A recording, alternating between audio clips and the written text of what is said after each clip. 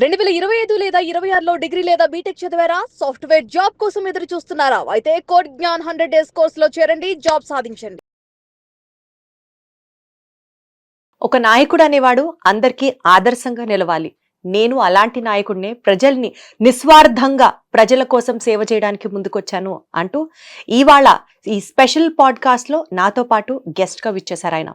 ఆయన రాష్ట్ర ఎస్టీ కార్పొరేషన్కి మాజీ చైర్పర్సన్గా చేసిన తర్వాత ప్రస్తుతం ఆంధ్రప్రదేశ్ టీడీపీ ఎస్టీ సెల్ అధ్యక్షులుగా కూడా చేస్తున్నారు. అండ్ ఇంతకంటే ఇంపార్టెంట్గా ఈసారి జరగబోతున్న ఎమ్మెల్సీ ఎలక్షన్స్లో ఆయన సైతం టికెట్ని ఎక్స్పెక్ట్ చేస్తున్నారు. సో ఎమ్మెల్సీ ఎలక్షన్స్లో ఒకానొక అభ్యర్థిగా మన ముందుకు రావడానికి ఆయన మనోభావాల్ని పంచుకోబోతున్నారు. నాతో పాటు ఉన్నారు దారు నాయక్ గారు. ఒకసారి ఆయనతో కనెక్ట్ అవుదాం. సార్ నమస్కారం. దీప్తి గారు నమస్కారం. నీతో పాటు సుమటి ప్రేక్షకులకు మరి నమస్కారాలు. సార్, ఇప్పుడు మీరు ఈసారి ఎమ్మెల్సీగా మీకు ఒక టికెట్ వస్తుంది ఎక్స్పెక్ట్ చేస్తున్నారు అని విన్నాం. ఏంటి సార్ దానికి మీకున్న ఒపీనియన్ ఏంటి, మీ ఎక్స్పెక్టేషన్ ఏంటి? అంటే తెలుగుదేశం పార్టీలో చాలా వరకు చంద్రబాబు నాయుడు గారు దయ వలన, ఎన్టీ రామారావు దయ వలన చాలామంది అమాయకుడు కూడా ఎమ్మెల్సీలు అయ్యారు. అంటే తెలుగుదేశం పార్టీ అనేది క్రమశిక్షణ గల పార్టీ. ఆ పార్టీలో కనీసం ఏం అర్హత లేని వాళ్ళు కూడా పార్టీయే సేవ చేసిన వాళ్ళు ఇవాళ ఎమ్మెల్సీ అయ్యారు, మంత్రులు అయ్యారు, రాజ్యసభ అయ్యారు, అదేవిధంగా లోక్సభ స్పీకర్ కూడా అయ్యారు. అయితే తెలుగుదేశం పార్టీ ఏం చేస్తారంటే అన్ని పార్టీలు వేరు, తెలుగుదేశం పార్టీ వేరు, ఒక సిస్టమేటిక్ వేలో పద్ధతి గల పార్టీ. ఆ పార్టీలో నేను వచ్చేసరికి దాదాపు 36 సంవత్సరాల నుంచి ఒక రాజకీయ పరంగా తిరుగుతూనే ఉన్నా. తెలుగు విద్యార్థి నుంచి మొదలు పెడితే ఈ రోజు దాకా పార్టీకి సేవ కార్యక్రమం చేస్తూనే ఉంటాం. అయితే మరీ ముఖ్యంగా గిరిజనులు అయితే ఎక్కువ లాంగ్ స్టాండింగ్ ఒకే పార్టీలో ఉండరు, చాలా ఉంది. అయితే నేను ఒక నినాదం, తెలుగుదేశం పార్టీ ఆ రోజు ఎన్టీ రామారావు గారు పెట్టినప్పుడు ప్రజలే దేవుడు అనే నినాదంతో తిరగటం, అది కూడా ఆ పార్టీలో నేను భాగస్వామి కావటం, మా వంతు మేము తిరుగుతూ ఉన్నాం. నేను ఎమ్మెల్సీ అని తిరగటం అవన్నీ కరెక్ట్ కాదేమో, కాకపోతే పార్టీ గ్రహిస్తుంది ఎవరు పని చేస్తారో ఎవరు పని చేయలేదని గ్రహించే పార్టీ అది కానీ ఎమ్మెల్సీ నామినేట్ చేయడానికి ఆస్కారాలు ఉంటుంది. కాబట్టి ఎవరంతటా వాళ్ళు నేను ఎమ్మెల్సీ అంటే కాదు, కాకపోతే ఇస్తే మంచిది, అదేవిధంగా పార్టీ గుర్తిస్తేనే ఆశాభావనం, ఇవ్వకపోయినా కానీ పార్టీ కోసమే పనిచేస్తాం. సార్, ఇప్పుడు చాలా మంది ఈ పోటీ ప్రపంచంలో ఉంటారు. మమ్మల్ని నామినేట్ చేయాలి అని చాలా మంది ఆశగానే ఉంటారు. ప్రత్యేకంగా దారు నాయక్ గారినే పార్టీ సెలెక్ట్ చేయడానికి గల కారణాలు ఏంటి సార్? మీరు పనిచేసే విధానానికి ఇతరులకి ఉన్నటువంటి ఆ వ్యత్యాసం ఏంటి? అంటే చంద్రబాబు గారు ఏం చేస్తారంటే ఆయన ఈక్వేషన్ ఆయన చూసుకుంటారు. బాబు గారు మహిళా కోటా ఉంటుంది, దీంట్లో బీసీలకు ఉండను, ఎస్సీలు ఉంటారు, ఓసీలు ఉంటారు, అన్ని విధాలుగా ఇంతకుముందు ఎన్నికల ముందు చాలా మందికి ప్రామిస్ కూడా చేసి ఉంటారు. ఎందుకంటే ఆ ఈక్వేషన్ పరంగా ఇస్తూ ఉంటారు. గిరిజనుల విషయానికి వస్తే గిరిజనులు కూడా ఇస్తారు, కానీ ఆ గిరిజనుల పరిస్థితుల్లో కూడా ఆలోచించి ఇస్తారనేటట్టు ఇస్తారు. ఎందుకంటే గతంలో చూసాం మేము, చాలా మంది ఎగ్జాంపుల్ చెప్పుకోవచ్చు. ఏ అర్హత లేకుండా కూడా ఇప్పుడే చెప్పుకోవచ్చు, ఏ అర్హత లేకుండా కానీ ఎమ్మెల్సీ పదవులు అనుభవించిన వాళ్ళు ఉన్నారు, ఏ అర్హత లేక మంత్రులు అనుభవించిన వాళ్ళు. అయితే నేనైతే నా వంతుగా నేను పార్టీకి పనిచేసినా ఇస్తారని ఆశిస్తున్నా. ఇస్తే మంచిది, ఇవ్వకుండా కానీ పార్టీ కోసం పనిచేస్తాం. రైట్ సార్, అట్లా ఇవ్వకపోయినా నేను రెడీగా ఉన్నాను పార్టీకి సేవ చేయడానికి అనేది మీ యొక్క ఉదార స్వభావం యొక్క నిదర్శనంగా చెప్పచ్చు. అయితే సార్, ఇప్పుడు ప్రజల్ని ఏ రకంగా మీరు ఆదుకోగలరు, ఎలాంటి వాళ్ళకి సంబంధించి సంక్షేమ కార్యక్రమాలు మీరు ఎలాంటివి తీసుకురాగలరు, అసలు మీకంటూ ఒక ఎజెండా, మీకంటూ ఒక ప్లాన్ ఏమన్నా ఉందా? తెలుగుదేశం పార్టీ పుట్టిందే సంక్షేమం నుంచి. ఎన్టీ రామారావు గారు పెట్టినప్పటి నుంచి 2 రూపాయల కిలో బియ్యం పెడితే పక్క గుహాలు అయితేనేది పేదవాళ్ళు ఇవాళ ఎన్టీఆర్ ఆశయాలు చూసి, అదేవిధంగా ఎన్టీఆర్ చేసిన అభివృద్ధి చూసి, దాని తర్వాత చంద్రబాబు నాయుడు గారు చేసిన అభివృద్ధి చూసి, అప్పటి నుంచి మేము రాజకీయాల్లో ఒక విద్యార్థి నాయకుడి నుంచి తిరుగుతూనే ఉన్నాం మేము. అయితే మాకు ఒకటి ఫస్ట్ ఆంధ్ర రాష్ట్ర బాగుపడాలి, దాని తర్వాత అదేవిధంగా వ్యక్తిగతంగా ఆ ఎజెండా, ఫస్ట్ రాష్ట్ర అభివృద్ధి ఎజెండా తెలుగుదేశం పార్టీ, దాని తర్వాత వ్యక్తిగత ఎజెండాలు ఉంటుంది. ఇస్తారు కొంచెం. ఇప్పుడు కొంతమంది ఎమ్మెల్సీ చేసిన వాళ్ళు ఉన్నారు, మాతో పాటు తిరిగిన వాళ్ళే ఉన్నారు. ఎందుకంటే వాళ్ళకు వచ్చినప్పుడు మాకు కూడా రాకపోతుందా అనే ఆశతో తప్ప పర్టికులర్గా కావాలి మాకు ఉంటేనే పార్టీ అనేది కాదు. అది వేరే పార్టీలో ఉండొచ్చు కానీ తెలుగుదేశం పార్టీలో మాత్రం అట్లా కాదు. అదే సార్, ఇప్పుడు సపోజ్ మీరు ఎమ్మెల్సీ అయ్యారు అనుకోండి సార్, మీరు చేయబోతున్న టాప్ 5 బెస్ట్ పనులు, నేను ఇది ఎమ్మెల్సీ అయ్యాక ఖచ్చితంగా ప్రజలకు చేస్తాను అనుకున్న ప్లాన్ మీకేమన్నా ఉందా? అంటే నేను ప్రతి ట్రైబల్ గూడాలలో, తండాలలో, గ్రామాలలో తిరిగిన తర్వాత వాళ్ళకి సమస్యలు మాకు తెలుసు.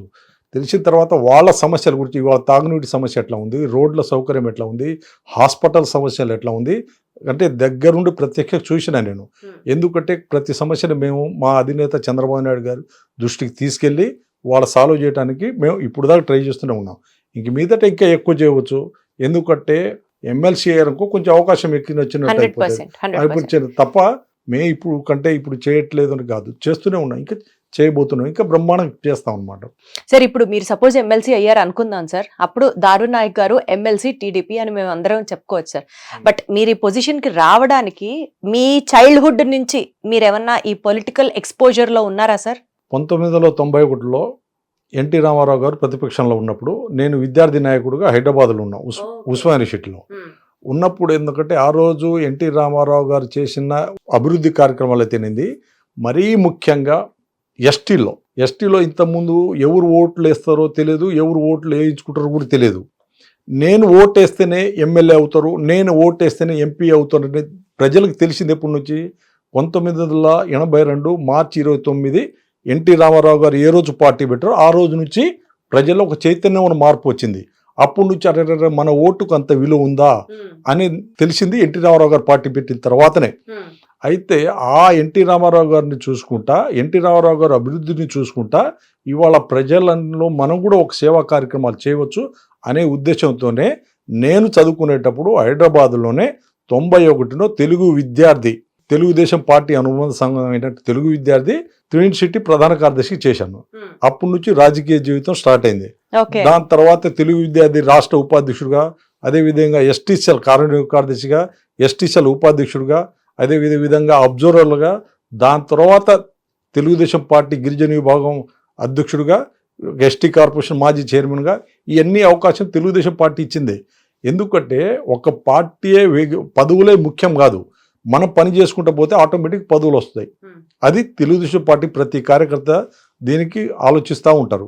అవకాశం వచ్చింది అనుకో చేస్తారు, రాకుండా కానీ ఏం ఫీల్ కారు, దాన్ని ఫీల్ కావాల్సిన అవసరమే లేదు. ఎందుకంటే ఆ టైం వచ్చినప్పుడు చూస్తారు.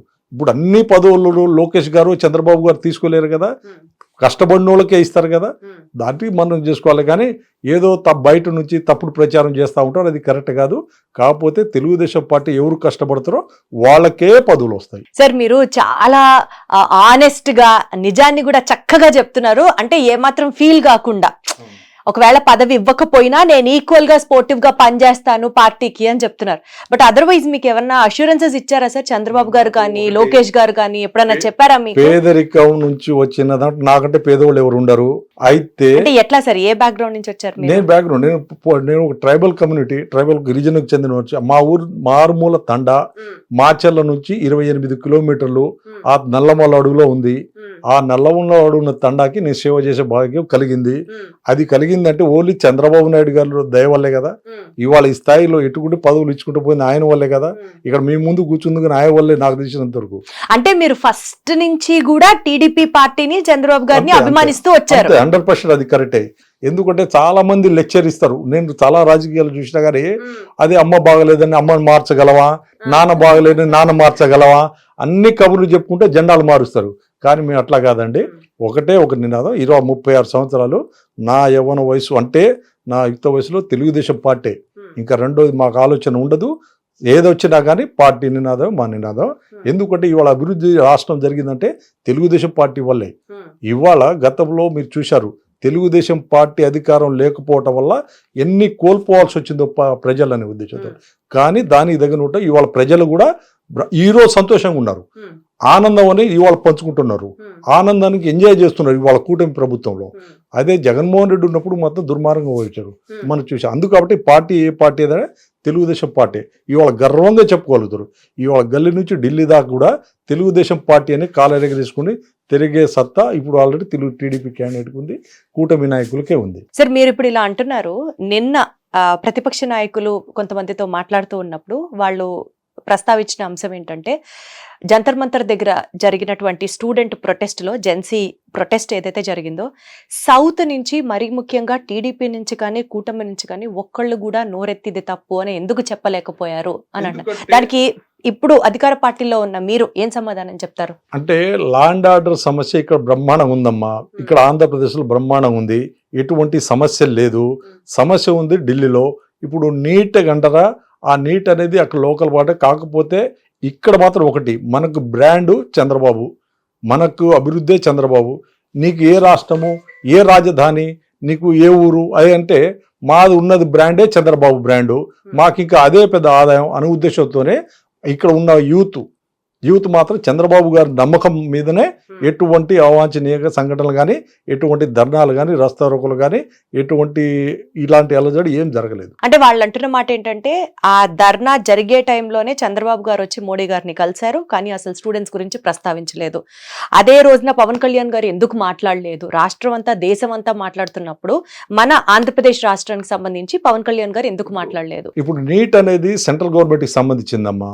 చంద్రబాబు నాయుడు గారు అనే ఒక రాష్ట్రానికి ముఖ్యమంత్రి, ఆయన పరిధిలో ఆయన ఉంటారు. ఆయన అభివృద్ధి కార్యక్రమాల కోసమే అక్కడికి వెళ్ళారు, కానీ నీటి గురించి మాట్లాడటానికి మాత్రం అదే విధంగా దాని గురించి వెళ్ళలేదు.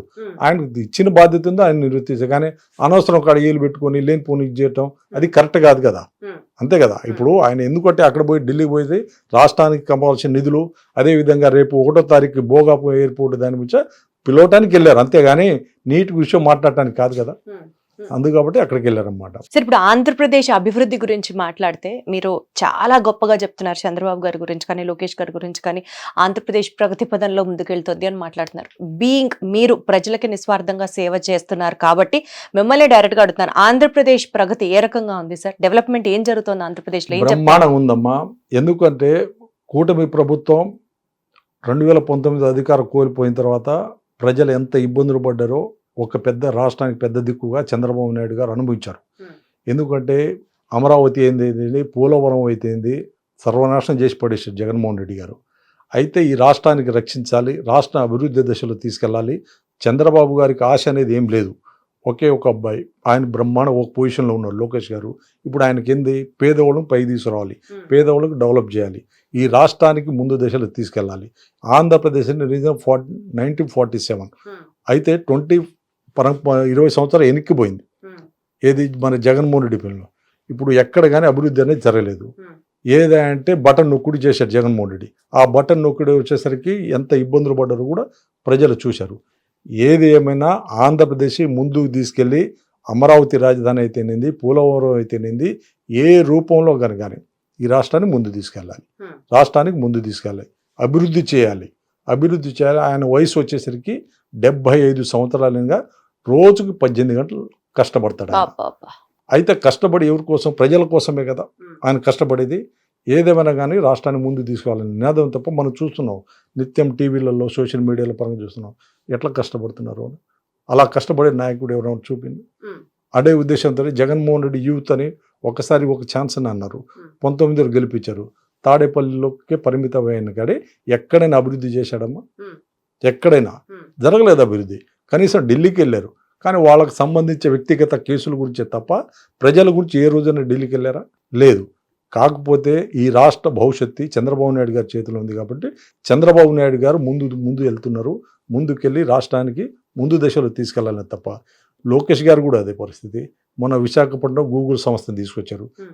భోగాపురం ఎయిర్పోర్ట్ రేపు 1వ తారీఖు ఆగస్టు 1న అది ప్రారంభోత్సవం అవుతుంది. ఏది ఏమైనా కానీ కనీసం రోజుకి ఒక పార్లమెంటు, ఒక జిల్లా పర్యటనలే ఉంటాయి చంద్రబాబు గారు. కానీ ఎక్కడ అధికారులు తప్పుడు చేసినా కానీ వాళ్ళకి నిలదీస్తున్నారు. ఒక స్థాయి నాయకులు అయితే చంద్రబాబు గారితో డైరెక్ట్ గా మాట్లాడచ్చు, కానీ బేసికల్ గా ఎవరిని కలవాలి, పార్టీ కార్యక్రమాలు ఏ రకంగా ఉంటాయి, ఇదంతా తన గ్రిప్ లోకి తీసుకొని మేనేజ్ చేస్తుంది లోకేషే అన్న ఒక వార్త చాలా గట్టిగా వస్తుంది బయటికి. ఇందులో నిజాలు ఏంటో మీరే చెప్పాలి. 100% అమ్మా. ఈ రాష్ట్రానికి దిశ తెలుగుదేశం పార్టీకి దిశ నాయకుడు లోకేష్ గారు. అవునా? 100% దాంట్లో కాబోయే ముఖ్యమంత్రి కూడా ఆయనే. ఓహో, 100% అది. ఎందుకంటే ఈ లోకేష్ గారు అయినా కానీ నేను చంద్రబాబు నాయుడు ముఖ్యమంత్రి కొడుకుని, ఎన్టీ రామారావు గారు మన్నుని అనే అహంకారంతో కాకుండా ఆయన కూడా బ్రహ్మాండంగా కష్టపడతాడు. ఆయన ఇప్పుడు గూగుల్ సంస్థ రావడానికి లోకేష్ ప్రధాన కారణం. అదే ఐటీ పెంచడానికి లోకేష్ గారే ముఖ్య కారణం. ఎందుకంటే లోకేష్ గారు కూడా బ్రహ్మాండంగా కష్టపడుతున్నాం.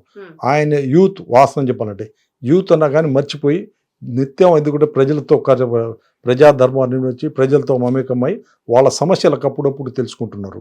లోకేష్ కష్టపడినట్టు ఎవరు కష్టపడలేదు. లోకేష్ ఇంతకుముందు వేరు, యువగళం పాదయాత్ర తర్వాత లోకేష్ వేరు. ఓహో. అది 100% అనమాట. సార్ ఆల్రెడీ ఆంధ్రప్రదేశ్ ప్రజలందరికీ ఒక క్లారిటీ వచ్చేసింది. చంద్రబాబు నాయుడు గారి నాయకత్వంలో అమరావతి మన రాజధాని, అమరావతిలో శరవేగంగా నిర్మాణ కార్యక్రమాలు జరుగుతున్నాయి అంటూ జనాలందరూ నమ్ముతున్నారు. ఈ స్ట్రెచ్ లో వెళ్తున్నప్పుడు జగన్ గారు మావిగన్ ఇదే మన నెక్స్ట్ క్యాపిటల్ అన్నట్లుగా ఒక కొత్త ప్రపోజల్ తీసుకొచ్చారు. మావిగన్ కి సంబంధించి అసలు క్లియర్ కట్ క్లారిటీ ఏముందో ఆయన మైండ్ లో, దాన్ని ఎలా ఎగ్జిక్యూట్ చేస్తారో ఇవన్నీ పక్కన పెడితే మీరేమనుకుంటున్నారు? ఈ మావిగన్, ఈ క్యాపిటల్ కాంట్రవర్సీ గురించి మీ టేక్ ఏంటి? అంటే జగన్మోహన్ రెడ్డి గారు ఒక మాజీ ముఖ్యమంత్రి. ఈరోజు అంటే మాజీ ముఖ్యమంత్రి అంటే ముఖ్యమంత్రికి కొంత అవగాహన ఉన్న వ్యక్తి అనుకోవాలి. కానీ మాజీ ముఖ్యమంత్రి అయిన తర్వాత కూడా అవగాహన లేకుండా మాట్లాడటం కరెక్ట్ కాదు. ఎందుకంటే ఒక్కొక్కరి రాజధానికి వేల కోట్ల రూపాయలు ఖర్చు చేస్తూ ఉన్నారు.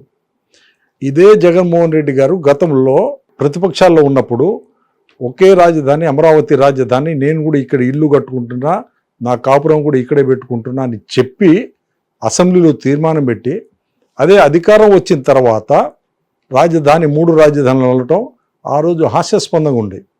ప్రజల మొత్తం అసలు చీ అనుకున్నారు. 3 రాజధానులు ఎక్కడ చరిత్రలో లేదు, 3 రాజధానులు ఏందని అనుకున్నారు. దానికి కరెక్ట్ తీర్పు అనేది 2024 ఎలక్షన్లో ప్రజలు ఇచ్చారు. ఈరోజు ఏమంటున్నారు? ఒక మాజీ ముఖ్యమంత్రిగా మావిగన్ అంటున్నారు. ఈ మావిగన్ అనేది కొత్త పదంలో ఉంది. గతంలో ఏంటంటే 3 రాజధానులు కొత్త పదం లాగుంది, ఈ మావిగన్ అయింది అన్నట్టు ప్రజలు నవ్వుకుంటున్నారు. ఒక్కొక్కరి రాజధాని నడుస్తూనే ఉంది, అభివృద్ధి జరుగుతూ ఉంది. అదేవిధంగా చూస్తూనే ఉన్నారు కళ్ళ ముందు. ఎందుకంటే కేంద్ర మంత్రులు అయితేనేంది, రాష్ట్ర మంత్రులు అయితేనేంది, ఆ అభివృద్ధి చేస్తున్న కార్యక్రమం ప్రజల మొత్తం చూస్తూనే ఉన్నారు. కానీ మావిగన్ అనేది ప్రజలకు తప్పుదారి పట్టించడానికి. ఎందుకంటే ఒక మాట ఏంటంటే గొడ్డలి పార్టీ అంటారు, ఇంకోటి రఫ్ అంటున్నారు. అసలు ఏంది రాష్ట్ర భవిష్యత్తు, ఆంధ్రప్రదేశ్ ఎటుపోతుంది అనే ఉద్దేశంతోనే ప్రజలు ఆలోచిస్తున్నారు. ఒక్కళ్ళి చంద్రబాబు నాయుడు గారు కష్టపడుతూ ఉంటే ఈయన మావిగన్ అని ప్రజలకి ఆందోళన కార్యక్రమాలు చేస్తూ ఉన్నారు.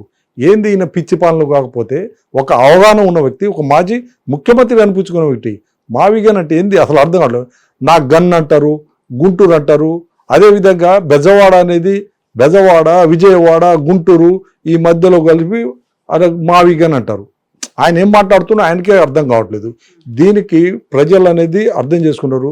ఇంకా ఆయనకి బుద్ధి రాలేదు, వాస్తవం చెప్పకూడదనే ఉద్దేశంతోనే ఇవాళ ప్రజలు కూడా అసహించుకుంటున్నారు. అది కరెక్ట్ కాదు. ఎందుకంటే ఈ రాష్ట్రం అభివృద్ధి పరంలో దూసుకొని పోతా ఉంది. ఒక్కొక్కళ్ళి పోలవరం, ఇంకొకళ్ళు ఏంటంటే రాజధాని పరంగానే అయితేనేంది అమరావతి, అదేవిధంగా విశాఖపట్నానికి అయితేనేంది, కర్నూలుకి అయితే ఉంది. సమతుల్యంగా అన్ని చోట్ల అభివృద్ధి జరుగుతా ముఖ్యమంత్రి తీసుకెళ్తా ఉంటే చంద్రబాబు నాయుడు గారికి అప్రిషియేట్ చేయబోయి విమర్శించటం మావిగన్ అంటారు. ఇంకోటి ఏంటంటే మేము వస్తే రఫ్ అంటారు. అదేవిధంగా ఇంక మేము గొడ్డలి పాట ఏదేదో అంటున్నారు. వాళ్ళకు తెలియక అంటే మీరు చూస్తూ ఉన్నారు. ఒక్కొక్కళ్ళి తల్లిని దూరం చేసుకున్నారు, ఇంకోళ్ళు చెల్లిని దూరం చేసుకున్నారు. ఏం మాట్లాడుతున్నా ఆయనకి అర్థం కావట్లేదు. సార్ ఇప్పుడు సమగ్రంగా ఆంధ్రప్రదేశ్ డెవలప్మెంట్ జరుగుతుంది అని మీరు అంటున్నారు కదా. ఉత్తరాంధ్ర చూసుకుంటే సరే మీరు అన్నట్లు ఒక ఎయిర్పోర్ట్, ఇంకా అటువైపు నుంచి ఇంకా బోలెడన్ని డెవలప్మెంట్ రావచ్చు, గూగుల్ సంస్థ కావచ్చు, ఇట్లా. తర్వాత సెంట్రల్ ఆంధ్రాకు సంబంధించి సరే ఇప్పుడు అమరావతి శరవేగంగా నిర్మాణం జరుగుతోంది. అలాగే రాయలసీమ ఈ ప్రాంతాలలో ఏం డెవలప్మెంట్ జరుగుతుంది సార్? రాయలసీమకి ఖచ్చితంగా హబ్ తీసుకొచ్చారండి. మొన్న మోటార్ల కంపెనీని తీసుకొచ్చారు. తిరుపతిలో మొన్న మీరు చూశారు, శంకుస్థాపన కూడా చేశారు. అదేవిధంగా రాయలసీమ ప్రతి పార్లమెంటు నియోజకవర్గానికి చంద్రబాబు నాయుడు గారు వెళ్తున్నారు. ఎందుకంటే రాయలసీమ వ్యక్తి చంద్రబాబు నాయుడు గారు పదే చెప్తారు, రాయలసీమ నాది, రాయలసీమ నేను అభివృద్ధి చేస్తా. రాయలసీమకి అదేవిధంగా అనంతపూర్ అయితేనేది, కర్నూలు అయితేనేది, చిత్తూరు అయితేనేది, అన్ని విధాలుగా సమతుల్యంగా రాయలసీమ కూడా అభివృద్ధి తీసుకెళ్తా ఉన్నారు. ఎందుకంటే ఈయన ఇలా మాటలు చెప్పి చేతల్లో చూపాడు. చంద్రబాబు నాయుడు గారు చేతల్లో చూపిస్తూ ఉన్నారు. ఎందుకంటే అభివృద్ధి అనే నినాదం. ఆయనకున్న ఎజెండా ఏంటంటే రాష్ట్రానికి ముందు తీసుకెళ్ళాలి. ముందు తీసుకెళ్లి ప్రజల ముందు ఉత్తేజపరిచి ఆంధ్రప్రదేశ్ అనేది 20 సంవత్సరాలు వెనకబడ్డ ఆంధ్రప్రదేశ్ని అదేవిధంగా విజన్ 2047 ముందుకు తీసుకెళ్లి ఈ రాష్ట్రానికి అభివృద్ధి చేయాలి. గతంలో జగన్మోహన్ రెడ్డి చెప్పారు, ఒక్క ఛాన్స్ చెప్పారు. ఒక ఛాన్స్ అయిపోయింది. ఒక్క ఛాన్స్ రాక కులాల మతాల మధ్య చుచ్చు పెడుతున్నారు. ఈ రోజు ముద్రగడ్డ పద్మనాభం గారి ఇష్యూ కూడా తీసుకొస్తున్నారు. ఆయన డబ్బులు ఇచ్చి ప్రోత్సహిస్తున్నారు. లేనిపోని కంకుజు, కాపు సామాజిక వర్గంలో కూడా లేనిపోని కంకుజు తీసుకోవటానికి, ప్రజలను అట్లా రెచ్చగొట్టడానికి. అసలు ముద్రగడ్డ పద్మనాభం ఇష్యూ వేరు, ఇక్కడ జరుగుతున్నది వేరు పరిస్థితి. ఎందుకంటే అది కరెక్ట్ గా దీనికి కులపరంగా మీటింగ్లు పెట్టించి డబ్బులు ఇచ్చి మీటింగ్ పెట్టిస్తున్నాం. ఇది కరెక్ట్ కాదు కదా. ఎందుకంటే ఆంధ్రప్రదేశ్ కులం లేదు, మతం లేదు. ముద్రగడ పద్మనాభం గారి హోల్ ఎపిసోడ్ అయిన తర్వాత టీడీపీ పార్టీ కాపులకి దూరమైంది అని ఒక మాట, అంటే అది ప్రచారంలోకి తీసుకొస్తున్నారు. వాళ్ళు దూరపడి ప్రజలకు టీడీపీ పార్టీ ప్రజల దగ్గర ఉన్నారు, మంచి వాళ్ళందరి దగ్గర ఉన్నారు. వాళ్ళు ఎందుకంటే ఏదో రాజకీయ అలజడి సృష్టించి పబ్బం గడపాలని, అంటే ఇది కేవలం ప్రతిపక్షాల మాట. అంతే కదా మాత్రం, అంతే కదా. ఇప్పుడు వాళ్ళకు సభలు పెట్టి డబ్బులు పెట్టేది వాళ్ళే కదా, మీటింగ్లు పెట్టిస్తున్నారు, కుల మీటింగ్ పెట్టిస్తున్నారు. దాంట్లో ఏదో చంద్రబాబు నాయుడు గారు రెచ్చగొట్టి మాట్లాడిపిస్తున్నారు. అది దానికి అలజోడి సృష్టించాలి. తెలుగుదేశం పార్టీకి కాపులు దూరం అని చెప్పాలి. ఇది కరెక్ట్ కాదు కదా. ఇవాళ తెలుగుదేశం పార్టీలో కాపులు బ్రహ్మాండంగా ఉన్నారు. పవన్ కళ్యాణ్ గారు బ్రహ్మాండం చూసుకుంటున్నారు. అదేవిధంగా నిమ్మగడ్డ మా రామానాయుడు గారు చాలా మంది ఉన్నారు. ఇవాళ బీసీ, ఎస్సీ, ఎస్టీ, మైనార్టీలు, కాపులు మొత్తం తెలుగుదేశం పార్టీలోనే ఉన్నారు. ఎందుకంటే ఏ పరంగా అభివృద్ధి చేస్తూ ఉన్నారు. అదేవిధంగా చంద్రబాబు నాయుడుకి అభివృద్ధి ఒకటే, కాపులు ప్రత్యేకంగా దృష్టి పెట్టి వాళ్ళకల్లి ఇంకా డెవలప్ చేయాలని ఆలోచిస్తూ ఉన్నారు. అదే అందరూ ఎక్స్పెక్ట్ చేస్తున్నారు సార్. ఎస్పెషల్లీ పార్టీ అధికారంలోకి వచ్చిన తర్వాత కాపులకి మంచి రోజులు రాబోతున్నాయి ఆయన మీద పెట్టుకున్నటువంటి కాపు కార్పొరేషన్ పెట్టిందే చంద్రబాబు. అబ్సల్యూట్లీ కాపు కార్పొరేషన్ పెట్టిందే చంద్రబాబు. ఎన్నికల ముందు జగన్మోహన్ రెడ్డి కాపులకు అది ఇస్తానని వాళ్ళ ఓట్లు దండుకొని వాళ్ళకు ముండి చేయి చూపించారు. చంద్రబాబు నాయుడు గారు కాపులు ఇంత ముందుకు బాగా చేసి ఇప్పుడు కూడా బాగానే చేస్తున్నారు. ఎందుకంటే బ్రహ్మాండం జరుగుతూ ఉన్నారు. ఇవాళ కాపులు సంతోషంగా ఉన్నారంటే చంద్రబాబు నాయుడు కూటమి ప్రభుత్వంలోనే. కానీ వాళ్ళలాగా రెచ్చగొట్టట్లేదు కదా. వాళ్ళలాగా రెచ్చగొట్టే రాజకీయం తెలుగుదేశం పార్టీ చేయదు. అది పరిస్థితి. అంటే కాపులు వాళ్ళు లేరు, కులాల మతాల పట్ల పెట్టాలని వాళ్ళ ఆలోచన. అది ప్రజలు కూడా నమ్మట్లేదు. ఎందుకంటే ఈ కులాల మతాలు కరెక్ట్ కాదు కదా. రాష్ట్ర అభివృద్ధి ఇంపార్టెంట్ కదా. ఈ కులాల మతాలు తాత్కాలికమే. ఎందుకంటే రాష్ట్ర అభివృద్ధిలో దాంట్లో మంచి జరిగితే దాంట్లో మనం ఉంటాం, అంతే తప్ప ఇంకేం కాదు. Super sir. సార్ మీకు చంద్రబాబు గారికి, మీకు లోకేష్ గారికి ఉన్నటువంటి ఆ సాన్నిహిత్యం ఏంటో చెప్తారా? ఏం లేదమ్మా, నాకు గిరిజన నాయకుడు, అదే నా నిజాయితీకి నేను పనిచేస్తానని తెలుసు. అందుకని నాకు దగ్గర తీసుకుంటారు. ఎస్టీలకు బాగా పనిచేయాలి, ఈ రాష్ట్రాన్ని ముందుకు తీసుకెళ్ళాలి. ఎస్టీలకు సంబంధించిన ఏ సమస్య కానీ ఈ రాష్ట్రాల్లో ఉండకూడదు. అదే మరీ ముఖ్యంగా ఏజెన్సీలో అయితే డోలీ వ్యవస్థ నడుస్తుంది. ఇంతకుముందు ఏజెన్సీలలో ఎక్కడ పడితే అక్కడ చాలామంది హాస్పిటల్స్ లేక, డాక్టర్లు సరిగ్గా లేక, రోడ్లు సరిగ్గా లేక ఎక్కడెక్కడ చనిపోయేటోళ్ళు. అదే విషయం గిరిజన తండాలు రోడ్డు సౌకర్యం సరిగా ఉండదు, అదేవిధంగా డాక్టర్లు ఉండరు. కానీ ఈ కూటమి ప్రభుత్వం వచ్చిన తర్వాత పవన్ కళ్యాణ్ గారు, లోకేష్ గారు గిరిజన గ్రామాలలోనే అభివృద్ధి జరగాలి, ఎక్కడ కానీ తప్పు జరిగిన కానీ క్షమించని ఉద్దేశంతోనే అధికారులు నిలదీసి రోడ్లు వేస్తూ ఉన్నారు. కోట్ల రూపాయలు ఖర్చు పెడుతున్నారు, రోడ్లు వేస్తూ ఉన్నారు, డాక్టర్ని పంపిస్తూ ఉన్నారు, అభివృద్ధి చేస్తూ ఉన్నారు, మంచినీటి సమస్య లేకుండా కూడా చేస్తూ ఉన్నారు. మీరు ఎక్కడ చూడు ఈరోజు సమస్య ఉందా? ఏం లేదు. అదేవిధంగా ప్రభుత్వం అధికారంలో రాకముందు ఒక హామీ ఇచ్చారు, సూపర్ 6. ఆ సూపర్ 6కి ఈరోజు దాకా 90% నిర్వర్తించిన ఘనత కూటమి ప్రభుత్వం అందే. అది 100% అనమాట. ఎందుకంటే నీకు మహిళలకైతేనేంది ఫ్రీ బస్సు పెట్టారు, మీరు చూస్తూనే ఉన్నారు. అదేవిధంగా తల్లికి వందనం దాదాపు సంవత్సరానికి ఒక అబ్బాయి ఎంతమంది ఇంట్లో చదువుకుంటే అంతమంది పిల్లలకి 15,000 రూపాయలు పడుతుంది. అదేవిధంగా 3 గ్యాస్ సిలిండర్ ఫ్రీ ఇస్తున్నారు. అదేవిధంగా రైతులకైతేనేంది, యూత్కైతే డిఎస్సి ఏ రోజైనా జగన్మోహన్ రెడ్డి ఒక పోస్ట్ భర్తీ చేశారండి? ఎప్పుడేం చేశారు? చేయలేదు. కానీ లోకేష్ గారు చెప్పడానికి ఎన్ని కథలు ఉంటాయి కానీ కాస్త చేయలేదమ్మా. అదే లోకేష్ గారు వచ్చిన తర్వాత 17,000 డిఎస్సి ఉద్యోగాలు భర్తీ చేసి ఇవాళ టీచర్లకి ఆదుకున్నారన్నమాట.